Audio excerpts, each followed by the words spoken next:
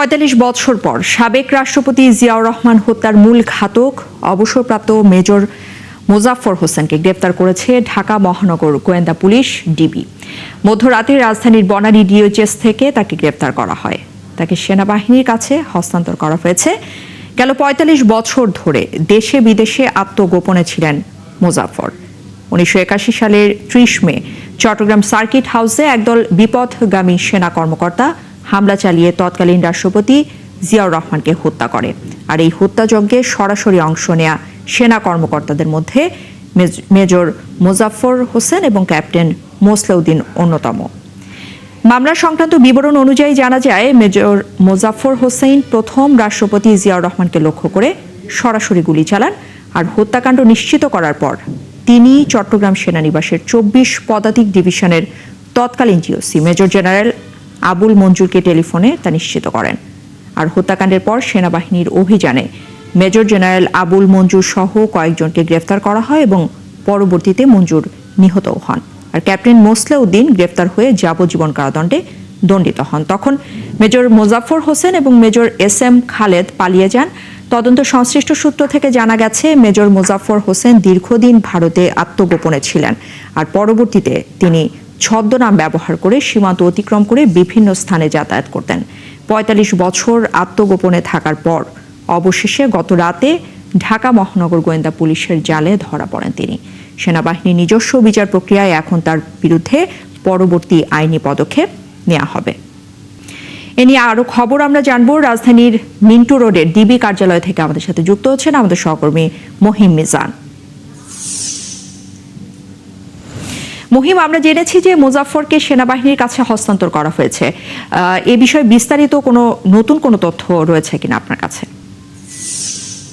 সেনাবাহিনীর কাছে হস্তান্তর করা হয়েছে, এটি সত্যি। কারণ গত রাতে যখন গ্রেপ্তার করা হয় তখন আসলে সেনাবাহিনীর সঙ্গে গোয়েন্দা পুলিশ কর্মকর্তারা যোগাযোগ করেছেন। কারণ আপনি নিচে বলেছেন যে আসলে তার বিরুদ্ধে তখনই, অর্থাৎ ১৯৮১ সালে ৩০ মে যখন প্রেসিডেন্ট জিয়াউর রহমানকে তারা হত্যা করে, পরবর্তীতে যে কোর্ট মার্শাল হয় এবং কোর্ট মার্শালে তাকে কিন্তু শাস্তি দেওয়া হয় এবং তিনি গত ৪৫ বছর হুলিয়া নিয়ে কিন্তু দেশে বিদেশে বিভিন্ন জায়গায় তিনি পলাতক ছিলেন।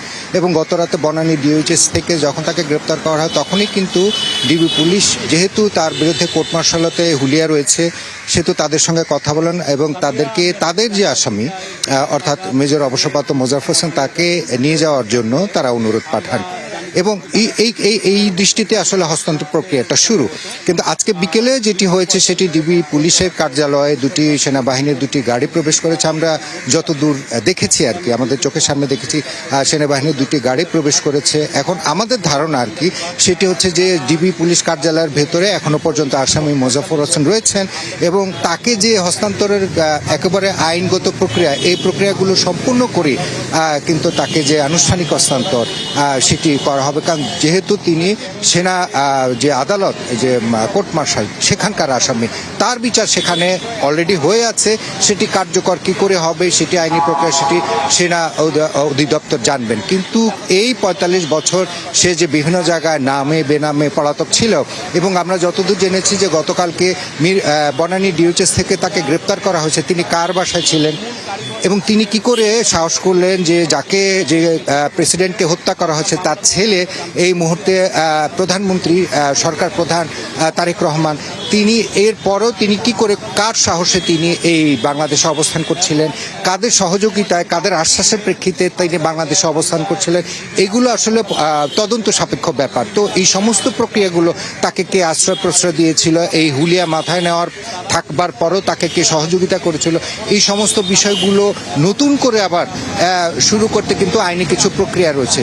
সেই প্রক্রিয়া কোন প্রক্রিয়ায় হবে, কোন আইনের মাধ্যমে হবে, সেগুলো হয়তো নিশ্চয়ই বিচার বিশ্লেষণের ব্যাপার এবং সেগুলো তদন্ত কর্মকর্তা এবং তদন্ত সংস্থার সঙ্গে সংশ্লিষ্ট যে ঊর্ধ্বতন কর্মকর্তারা, সেগুলো হয়তো পরীক্ষা নিরীক্ষা করে তারপর আনুষ্ঠানিকভাবে তাকে হস্তান্তর করবে আমরা প্রত্যাশা করছি। এখনো পর্যন্ত আমরা ডিবির কাছ থেকে তেমন ব্রিফিং জাতীয় কোনো তথ্য পাইনি। আমরা নানানভাবে তাদের সঙ্গে যোগাযোগ করে এই জাতীয় তথ্যগুলো সংগ্রহ করছি। ইসরাত, ধন্যবাদ আপনাকে। দর্শক, মহিম মিজান ডিবি কার্যালয় থেকে আমাদের সাথে যুক্ত হয়েছিলেন। এদিকে জুলাই গণ অভ্যুত্থানে শহীদদের স্মরণে সারা দেশে আয়োজন করা হয় নানান কর্মসূচির। বিভিন্ন জেলায় শহীদ স্মৃতিস্তম্ভে ফুল দিয়ে শ্রদ্ধা জানান প্রশাসনের কর্মকর্তারা সহ সর্বস্তরের মানুষ। শহীদদের আত্মত্যাগের প্রতি গভীর শ্রদ্ধা জানিয়ে নীরবতাও পালন করা হয়। এই দিনে রংপুরে বেগম রোকেয়া বিশ্ববিদ্যালয়ের শিক্ষার্থী আবু সাইদ এবং চট্টগ্রামে মোহাম্মদ ওয়াসিম আকরাম সহ 6 জন শহীদ হন। সহকর্মীদের তথ্য এবং ছবিতে আরও একটি প্রতিবেদন। জুলাই শহীদ দিবস উপলক্ষে রাজশাহী মহানগরের সিএনপি মোড়ে জুলাই শহীদ স্মৃতিস্তম্ভে বিভাগীয় প্রশাসনের পক্ষ থেকে ফুল দিয়ে শ্রদ্ধা জানানো হয়। এরপর বাদ জোহর শহীদদের বিদেহী আত্মার মাগফিরাত, জুলাই যোদ্ধাদের সুস্বাস্থ্য এবং দেশ ও জাতির শান্তি সমৃদ্ধি কামনা করে মসজিদে দোয়া ও মোনাজাত আয়োজন করা হয়। দিবসটি উপলক্ষে নীলফামারী শহরের শাহীপাড়ায় জুলাই শহীদ স্মৃতিস্তম্ভে ফুল দিয়ে শ্রদ্ধা জানান জেলা প্রশাসক মোহাম্মদ নাইরুজ্জামান সহ প্রশাসনের অন্যান্য কর্মকর্তারা। বক্তারা বলেন, জুলাই শহীদদের আত্মত্যাগ দেশের গণতান্ত্রিক অগ্রযাত্রা ও জনগণের অধিকার প্রতিষ্ঠার সংগ্রামে চিরস্মরণীয় হয়ে থাকবে। নানা আয়োজনে নেত্রকোনায় পালিত হয় দিবসটি। শহরের মুক্তারপাড়া সেতু এলাকায় জুলাই শহীদ স্মৃতিস্তম্ভে ফুল দিয়ে শহীদদের প্রতি শ্রদ্ধা জানান জেলা প্রশাসক, পুলিশ সুপার সহ বিভিন্ন রাজনৈতিক দল ও শিক্ষা প্রতিষ্ঠানের শিক্ষক শিক্ষার্থীরা। পটুয়াখালীতে বিভিন্ন সরকারি দপ্তর, রাজনৈতিক, সামাজিক ও সাংস্কৃতিক সংগঠনের প্রতিনিধিরা নানা কর্মসূচির মাধ্যমে জুলাই আন্দোলনের শহীদদের প্রতি শ্রদ্ধা জানান। লক্ষ্মীপুরে জুলাই স্মৃতিস্তম্ভে সর্বস্তরের মানুষ শ্রদ্ধা জানান। এ সময় শহীদ স্মৃতিস্তম্ভে ফুল দিয়ে শ্রদ্ধা জানান শহীদ পরিবারের সদস্যরাও। যথাযোগ্য মর্যাদায় নানা আয়োজনের মধ্য দিয়ে ভোলায় জাতীয় জুলাই শহীদ দিবস পালিত হয়েছে। গণ অভ্যুত্থানের শহীদদের প্রতি শ্রদ্ধা নিবেদন করেন সর্বস্তরের মানুষ। খাগড়াছড়িতেও যথাযোগ্য মর্যাদা ও নানা কর্মসূচির মধ্য দিয়ে পালিত হয় জুলাই শহীদ দিবস। এ সময় শহীদদের আত্মত্যাগের প্রতি গভীর শ্রদ্ধা জানিয়ে 1 মিনিট নীরবতা পালন করা হয়। এছাড়া নড়াইল, ঝিনাইদহ সহ দেশের বিভিন্ন জেলায় দিবসটি উপলক্ষে আয়োজন করা হয় নানা কর্মসূচি। জুলাই শহীদদের আত্মত্যাগের চেতনা ধারণ করে গণতান্ত্রিক মূল্যবোধ প্রতিষ্ঠা এবং দেশকে এগিয়ে নিতে সবাইকে আহ্বান জানানো হয়। নূর তাজমিন নীর, ৭১। জুলাই আন্দোলন নিয়ে কেউ মিথ্যা মামলা দিয়ে হয়রানি করলে তার বিরুদ্ধেও ব্যবস্থা নেওয়া হচ্ছে, জানিয়েছেন মহানগর গোয়েন্দা পুলিশের অতিরিক্ত কমিশনার শফিকুল ইসলাম। তিনি জানিয়েছেন, জুলাই সংক্রান্ত 59টি মামলা তদন্ত করছে গোয়েন্দা পুলিশ। সকালে ডিএমপির মিডিয়া সেন্টারে প্রেস ব্রিফিংয়ে ডিবি প্রধান এসব কথা জানান। বিস্তারিত জানাচ্ছেন নাদিয়া শারমিন। অনলাইন জুয়া প্রতিরোধে বিশেষ অভিযানে সংঘবদ্ধ চক্রের 6 জনকে গ্রেফতার করে গোয়েন্দা পুলিশ। জব্দ করা হয় 6,500 MFS অ্যাকাউন্ট সম্বলিত সিম কার্ড। এ নিয়ে ব্রিফিংয়ে গোয়েন্দা প্রধান জানান, এসব জুয়া সাইটে পেমেন্ট কোম্পানিগুলোর অধিকাংশ চীনের নাগরিকরা নিয়ন্ত্রণ করে। নাতানগর হচ্ছে বস, সে বাইরে থাকে, চাইনিজ। দেশে অনলাইন জুয়ার মাধ্যমে প্রতিদিন 800 কোটি টাকার লেনদেন ও পাচার হচ্ছে বলে জানান তিনি। 700-800 কোটি টাকা একটা ট্রানজাকশন হচ্ছে প্রতিদিন। এদিকে সাংবাদিকদের প্রশ্নের জবাবে এই পুলিশের কর্মকর্তা বলেন, জুলাই গণঅভ্যুত্থান নিয়ে প্রতিটি মামলার তদন্ত পর্যায়ক্রমে সর্বোচ্চ গুরুত্ব দিয়ে করা হচ্ছে। আমরা এই 59টা মামলা নিয়ে আমরা তদন্ত করতেছি। আরও কিছু মামলা ছিল, সেগুলো আমরা চার্জশিট দিয়েছি, যেগুলো একটা প্রসেস নিয়ে, কারণ এটা একটা বড় মামলা, অনেক আসামি আছে। আর এই আসামিদের অনেক কার কোথায় অবস্থান এগুলো শনাক্ত করা, তারপর ইনভলভমেন্ট, এগুলোর জন্য ফরেন্সিকের অনেক বিষয় আছে। তো আমরা এগুলো পর্যায়ক্রমে স্টেপ বাই স্টেপ কাজ করতেছি। কারণ এই যে গন্ডগোলের ডাটা, এটা প্রায় আছে আমাদের কাছে 40 জিবির মতো। আমি আপনাদেরকে নিশ্চয় দিয়ে দিচ্ছি, এই মামলাগুলো সঠিকভাবে তদন্ত করে একমাত্র দোষী ব্যক্তিদেরকে আমরা আইনের আওতায় নিয়ে আসবো। ডিএমপি ও পুলিশ সদর দপ্তরেও মামলাগুলো নিয়ে মনিটরিং সেল আছে বলে জানান ডিবি প্রধান। নাদিয়া শারমিন, ৭১, ঢাকা।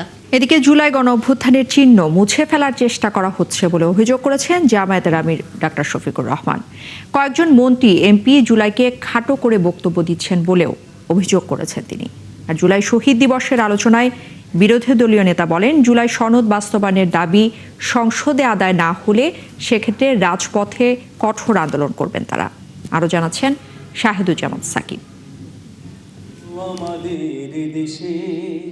জুলাই শহীদ দিবস উপলক্ষে রাজধানীর ডিপ্লোমা ইঞ্জিনিয়ার্স ইনস্টিটিউশনে এই আলোচনা সভার আয়োজন করে জামায়াতে ইসলামীর ঢাকা মহানগর দক্ষিণ শাখা। এতে অংশ নেন জুলাই গণঅভ্যুত্থানে শহীদ পরিবারের সদস্য, আহত যোদ্ধা ও জামায়াতের বিভিন্ন পর্যায়ের নেতাকর্মীরা। অনতিবিলম্বে এই জুলাই স্মৃতি জাদুঘরকে আপনারা চালু করেন। এ সময় শহীদ পরিবারের সদস্যরা জুলাইয়ের আকাঙ্ক্ষা পূরণ না হওয়ার অভিযোগ করেন। ক্ষোভ জানান জুলাই সনদ বাস্তবায়ন প্রক্রিয়া নিয়েও। ওই সময় আমাদের মনে মগজে ছিল এই বৈষম্য নিরসন করা, স্বৈর শাসককে ভেঙে দেয়া। আমরা স্বৈর শাসকের গদি লড়িয়ে দিয়েছি, ভেঙে দিয়েছি, কিন্তু বৈষম্য এখন অবধি আমরা নির্মূল করতে পারিনি। কেন আজও পর্যন্ত শহীদের বিচার হচ্ছে না? এরা তো আমাদের সাথে গাদ্দারি করেছে। আমরা যদি বিচার না পাই আবারও আমরা রাজপথে নামতে বাধ্য হব। তোমরা শুধু আমাদের সাথে থেকো। এ সময় জামায়াতের আমির ডাক্তার শফিকুর রহমান অভিযোগ করেন, 24-এর জুলাই গণঅভ্যুত্থানকে মুছে ফেলার চেষ্টা হচ্ছে। অনেক মন্ত্রী এমপি জুলাইকে কটাক্ষ করে বক্তব্য দেন বলেও অভিযোগ করেন তিনি। 24টাও শেষ পর্যন্ত যা হলো হারিয়ে দেওয়ার কসরত করা হচ্ছে। আল্লাহর কসম, জীবন দিব কিন্তু 24 হারিয়ে যেতে দেব না। এই 24কে স্বীকার করতে এত হীনমন্যতা কেন? এই 24 না হলে আজকে আমি এইখানে বক্তৃতা দিতে পারতাম না। রাজনীতিবিদরা যদি এরকম জাতির সাথে প্রতারণা করে, তাহলে এ দেশের মানুষ যাবে কোথায়? বিরোধী দলীয় নেতা বলেন, গণভোটের রায় বাস্তবায়নে হাল ছাড়বেন না তারা। সংসদে না হলে রাজপথে দাবি আদায়ের ঘোষণা দেন তিনি। জুলাইয়ের সবচেয়ে বড় দাবি ছিল ফ্যাসিবাদ যাতে বাংলাদেশে আর ফিরে না আসে, এই জন্য সংস্কার সাধন করা। সংবিধান সংশোধন কমিটি নামে কোনো কমিটি কোনো বিধিতে কোনো সংবিধানে আছে কিনা? যদি না থাকে তো এটা কেন? এটা হচ্ছে জুলাইকে ভুলিয়ে দেওয়া। সমাধান যদি সংসদে না হয়, সমাধান হবে রাজপথে। জুলাই শহীদ পরিবার ও আহতদের দায়িত্ব রাষ্ট্র না নিলে ইতিহাস ক্ষমা করবে না বলেও হুঁশিয়ারি দেন জামায়াত আমির। রাষ্ট্র যদি না দেখে, তাহলে এই রাষ্ট্র হবে অভিশপ্ত রাষ্ট্র। শাহেদুজ্জামান সাকিব, ৭১, ঢাকা। এইচএসসি পরীক্ষার্থীদের আন্দোলনকে ঘিরে একটি স্বার্থান্বেষী মহল জল ঘোলা করার চেষ্টা করছে। এ বিষয়ে সবাইকে সতর্ক থাকার কথা জানিয়েছেন স্বরাষ্ট্রমন্ত্রী সালাউদ্দিন আহমেদ। তিনি জানিয়েছেন, আন্দোলন করে পরীক্ষা বাতিল কিংবা অটো পাস নেওয়া যাবে না। আজ সচিবালয় ব্রিফিংয়ে মন্ত্রী আরও জানিয়েছেন, শেখ হাসিনা দেশে ফিরলে তাকে গ্রেফতার করে ফাঁসির রায় কার্যকর করা হবে। শারমিনীরা জানাচ্ছেন বিস্তারিত। ঠিক 1 বছর আগেই এই জুলাই মাসে পরীক্ষা বাতিলের দাবিতে সচিবালয়ে ঢুকে পড়েন এইচএসসির পরীক্ষার্থীরা। আর 1 বছর পর আবারও রাজপথে এইবারের এইচএসসি পরীক্ষার্থীরা। সোমবার দুর্যোগপূর্ণ আবহাওয়ায় পরীক্ষা নেওয়ার প্রতিবাদ ও শিক্ষামন্ত্রীর পদত্যাগের দাবিতে এবারের আন্দোলন। শিক্ষামন্ত্রীর দুঃখ প্রকাশের পরও আন্দোলন চালিয়ে যাওয়ার পেছনে কারো স্বার্থ থাকতে পারে বলে আশঙ্কা স্বরাষ্ট্রমন্ত্রীর। এগুলো আমরা খুব একটা গুরুত্বের সাথে নিচ্ছি না, কারণ আমরা 2-1টা জেলায় এবং ঢাকাতেও 2-1টা স্পটে দেখেছি তাদের সংখ্যা বেশি না যারা এগুলো নিয়ে কথাবার্তা বলছে। হয়তো মিডিয়াতে আসছে, সেই জন্য বিষয়টা গুরুত্বপূর্ণ হয়েছে। পুলিশ শিক্ষার্থীদের মারধর করেছে, বিষয়টি সঠিক নয় উল্লেখ করে মন্ত্রী বলেন, আন্দোলন করে পরীক্ষা বাতিল কিংবা অটো পাস নেওয়ার দিন শেষ। অটো পাস, তারপরে পরীক্ষার নম্বর বাড়িয়ে দেওয়া ইত্যাদির প্রচলন আওয়ামী ফ্যাসিবাদের সময় একটা অপকালচার সৃষ্টি হয়ে গেছিল।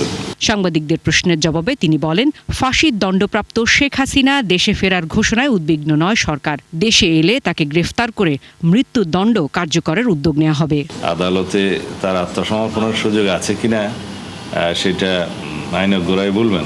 তবে সাজাপ্রাপ্ত আসামি হিসেবে দেশে ফিরলে তাকে গ্রেফতার করা হবে এবং রায় কার্যকরের ব্যবস্থা নেওয়া হবে। যদি আপিল করার কোনো সুযোগ থাকে সেটা আইন আদালত বুঝবে। এক্সট্রাডিশন চুক্তি অনুসারে তাকে ফেরত দিতে গেলে তারা ট্রাভেল ডকুমেন্ট দিয়ে পাঠাবে না অন্য কোনোভাবে পাঠাবে, তারা সেই আইনানুগ ব্যবস্থাটা তারা নেবে। মন্ত্রী জানান, বন্দি বিনিময় চুক্তি অনুসারে দুবাই গ্রেফতার বেনজির আহমেদ ও ভারতে গ্রেফতার ওসমান হাদি হত্যায় অভিযুক্তদের দেশে ফিরিয়ে আনার চেষ্টা চলছে। ইন্টারপোলের রেড নোটিশ অনুসারে তারা গ্রেফতার করেছে, সেটা তো গ্রেফতার হয়েছে, কিন্তু ফেরত প্রদানের জন্য আমাদের কিছু আইনানুগ প্রক্রিয়া আছে, কাগজপত্র আছে, ওয়ারেন্টের কপি আছে, এগুলো পাঠানো বলা হয়েছিল, পাঠাতে আমরা পাঠিয়ে দিয়েছি। ডিএনএ টেস্টের মাধ্যমে প্রমাণিত হলে জুলাই শহীদদের সংখ্যা বাড়বে, ভুয়া প্রমাণিত হলে তালিকা থেকে বাদ দেওয়া হবে বলে জানান সালাউদ্দিন আহমেদ। করতে চাই ডগ স্কোয়াড। শারমিনীরা, ৭১, ঢাকা। সরকার প্রধানের চেয়েও সমাজ সংস্কারকের ভূমিকায় প্রধানমন্ত্রী তারেক রহমান। এমন অভিমত বিশিষ্টজনদের। গতানুগতিক রাজনীতির বাইরে সরকার প্রধানের বিভিন্ন পদক্ষেপ এরই মধ্যে ইতিবাচকভাবে হিসেবে দেখছেন তারা। বিশেষ করে জলবায়ুর অভিঘাত মোকাবেলায় সরকারের পদক্ষেপ ইতিমধ্যে প্রশংসিত হয়েছে। দেশের সামাজিক এবং পারিবারিক মূল্যবোধের অবক্ষয় রোধে প্রধানমন্ত্রীর বক্তব্য রাজনীতিতে নতুন মাত্রা যোগ করবে বলেও প্রত্যাশা তাদের। মোহাম্মদ হোসাইনের প্রতিবেদন।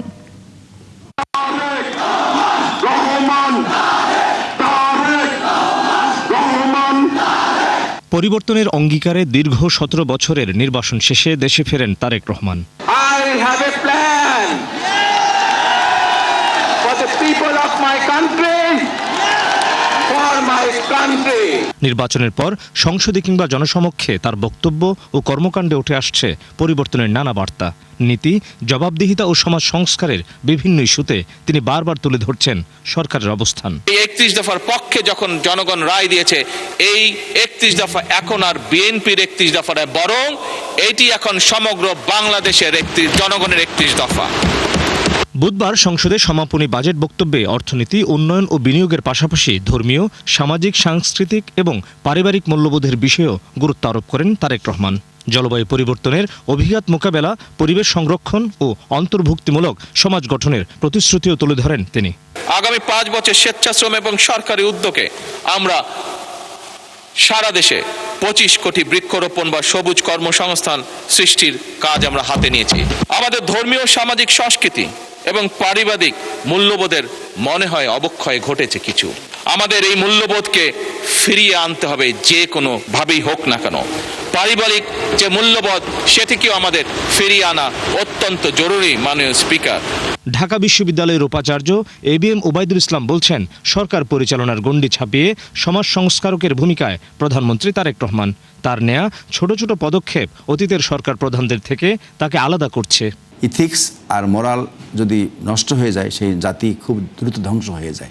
সেই জায়গা থেকে সমাজ সংস্কারের ভূমিকা পালন করছেন উনি প্রধানমন্ত্রী হিসাবে রাষ্ট্র পরিচালনা করছেন না, সমাজ সংস্কারের কাজ করছেন। পরিবর্তনের দিকে আমরা তাকে দেখতে পাচ্ছি, এটা আমাদেরকে সেভাবে আকৃষ্ট করতেছে তার কার্যক্রমগুলোকে, এবং তার চিন্তা, তার সমাজ নিয়ে ভাবনা, তার এই বর্তমান নতুন প্রজন্মকে নিয়ে সামনে এগিয়ে নিয়ে যাওয়া এবং শিশুদেরকে নিয়ে তার বাবার মতো করে তাকে সে আদরে করে তাদেরকে আগামী ভবিষ্যৎকে তৈরি করা, এগুলো সব কিছুই কিন্তু চমৎকারভাবে এগিয়ে নিয়ে যাচ্ছে।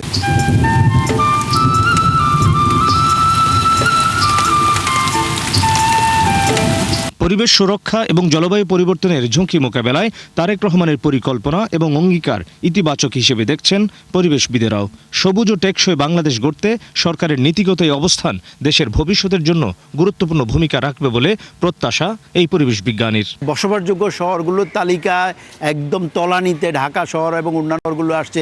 এরকম একটা ক্রান্তিকালে একজন রাষ্ট্রপ্রধান যখন ঘোষণা করেন যে পরিবেশের বিষয়ে জিরো টলারেন্স, গাছ কাটার বিরুদ্ধে উনি শক্তিশালী অবস্থান নিচ্ছেন, গাছ লাগানোর পক্ষে বাজেটের ভীষণ গুরুত্ব দিচ্ছেন, বন্যপ্রাণী সংরক্ষণের জন্য উনি নিজে মাঠে যাচ্ছেন, এগুলো খুব স্ট্রং একটা বার্তা দেয় যে পরিবেশ নিয়ে যারা কাজ করেন তারা এখন একদম বলা যায় যে সর্বোচ্চ আশার জায়গাতে আছেন বাংলাদেশে, যে এই সরকারের দ্বারাই খালগুলো পুনরুদ্ধার হবে।